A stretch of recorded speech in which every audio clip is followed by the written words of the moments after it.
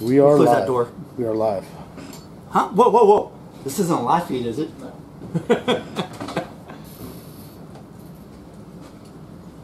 We're filming? Speak loud, though. Say again? Speak loud. I speak louder than I usually do? Yeah, Yeah. he always speaks loud. I'm a pretty loud speaking guy. He's loud as it is. We're rolling. What's up, Zert Nation? Mr. X here. I was asked a couple weeks ago after I finished this rifle by XP001 to come in and tell you guys about it. First thing I'm going to talk about is my mission statement, my intent, how I got here from start to finish, what I'm using it for, etc.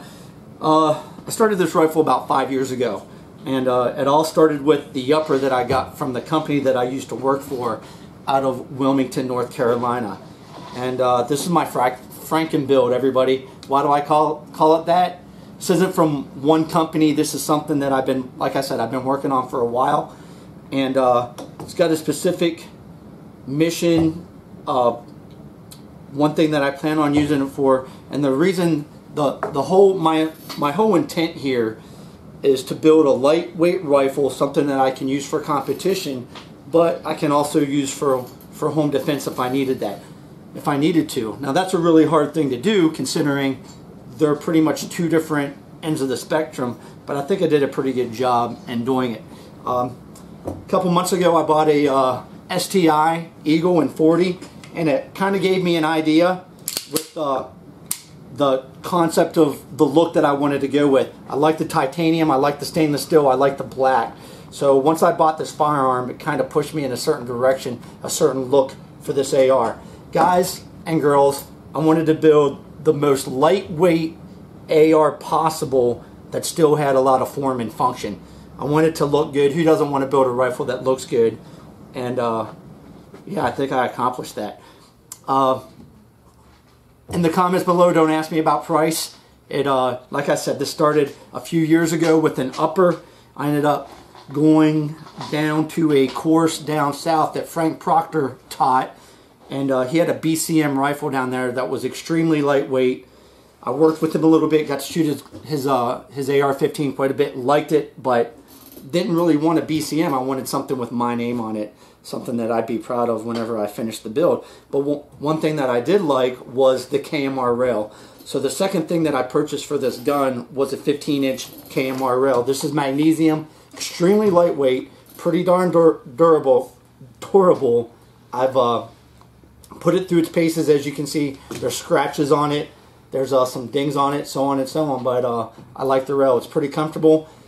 I like the diameter. I like the way that it fits in my hand. I put a QT mount right here. I've also got a rail on the side, so for home defense I can go ahead and mount my flashlight on it. I've got a good index point. Whenever I grab this thing, I grab it out as far as I can grab it. It's a 15-inch rail. I've always been taught to use the entire rail of the rifle. Originally I had an 18-inch barrel from White Oak on this thing. It was a match bull barrel, really heavy. Unfortunately I didn't have a direction. I just wanted to buy good parts. But the longer I had this and the more I got into competition shooting with XP001 and a lot of Zert members out there, we started doing 3-gun, and I kind of wanted to focus my direction on a lighter AR like I was saying before. Now right in front of this AR is my Trident Weaponry AR-15. I got a 1:6 Vortex Razor HD. I love the scope.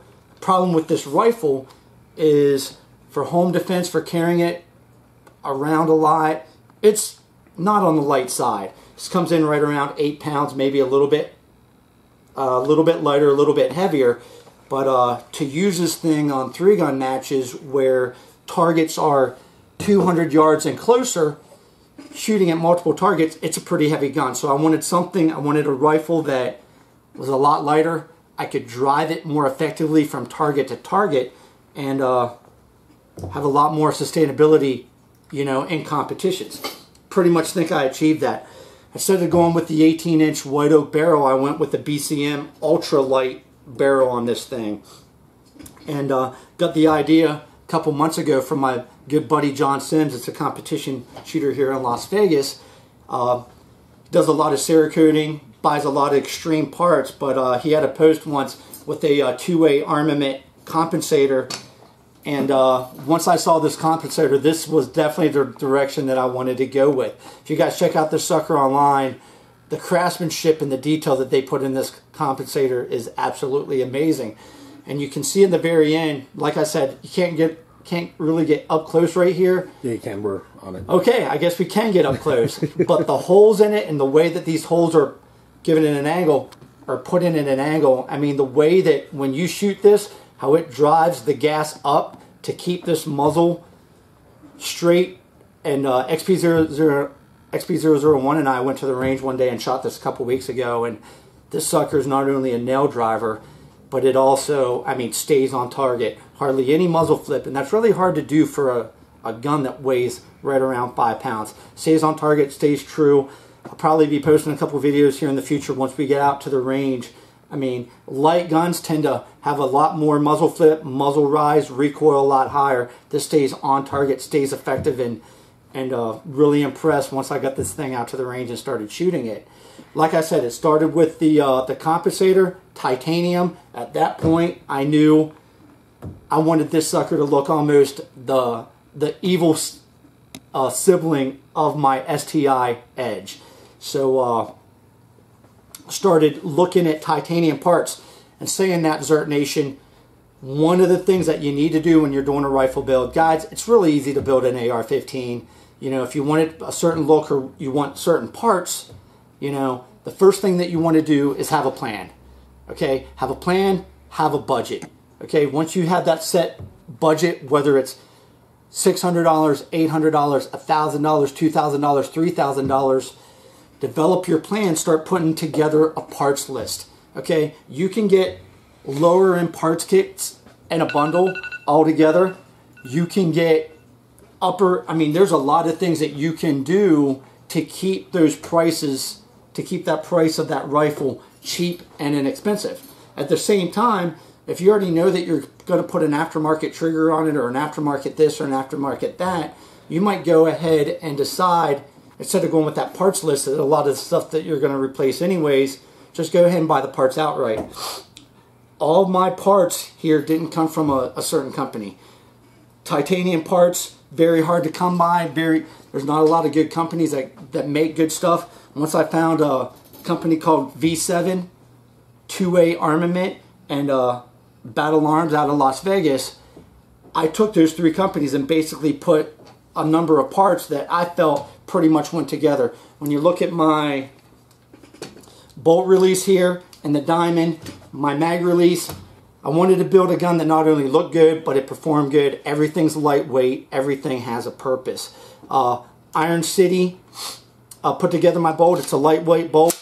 Extremely easy to clean, and that's why I went with this company. It's my second BCG and bolt from that company. My lower, I went to a gun store and actually checked out this lower from Battle Arms here in Las Vegas. Once they let me put that on my upper, once I did, I fell in love with it. Mr. Blue hooked me up with the buffer tube from PWS. The contours match my barrel. I had to mission everything about this thing, from the Aimpoint H1 optic the whole way down to the angle of the hand grip that I like, that I'm a fan of. I've got a Raptor charging handle on it. There's a lot of stuff on here that are parts that I have on every one of my ARs, but then there's a lot of stuff on here that I did a lot of research, R&D. I've got a Rogers Super Stock on this thing. Lightweight, great function. I love the way that it works out, and I'll probably end up putting this on the rest of my ARs just because it just makes sense. Guys, if you have any questions about this rifle, like I said, don't ask me about the cost. I had an LVOA that I sold, basically financed this thing. Oh, before I end this thing, trigger, straight trigger from Trigger Tech. It's basically a 1911 trigger, and the cool thing about this is there's a little Allen screw on the top. I'll go ahead and show this to you. Right here on this little Allen screw, I can adjust that from a 2-pound trigger to a 5-pound trigger. That's one of the ways that I can use this rifle, not only for competitions, but when I go home after a competition, I'll go ahead and crank on that screw, crank it back up to 4 to 5 pounds, mount a light on it, and now it's my home defense gun. So this gun actually has a couple different purposes, and I've got my race gun, I've got my 3-gun to shoot out at 600-700 yards with my Leupold on it, but I also got this for targets out to 50, out to 200 with my Aimpoint 1-power scope. And lightweight, completely ecstatic by the way that it turned out. And if you guys want to build one, like I said before, have a budget, have a plan, write that thing down, and stick with that budget, because it's really, really easy to go over budget with an AR-15, especially with some of the outstanding parts that these companies make out there. So if you got any questions, leave it in the comments below. Try to answer them as quickly as possible. And you guys have a great day. Mr. X out. The Zert Membership Pack is your gateway to a worldwide organization dedicated to building a safe and trained community armed with the proper mindset to see you and your family through to safety. The first-year membership pack includes Zert 702 black t-shirt, 5-inch Zert 702 patch in PVC, your call sign and squadron assignment, Zert membership certificate, official membership card with your call sign, 10 Zert recruitment cards, access to discounts from Zert-approved vendors, 15% off most Zert merchandise year-round. In addition to the membership pack, once you join, you receive the following privileges: access to the Zert forum and exclusive online videos, access to training events and special forces instructors. Training cost is additional. Members-only newsletter, admittance to over 90 private squadron and state Facebook groups, attend members-only events, participate in contests and giveaways. Join us today and get started meeting the members in your area. Privileges are just that and can be revoked at any time. Management reserves all rights. Facebook rules and regulations apply. Zert, not just an organization, it's a lifestyle. ZertNation.com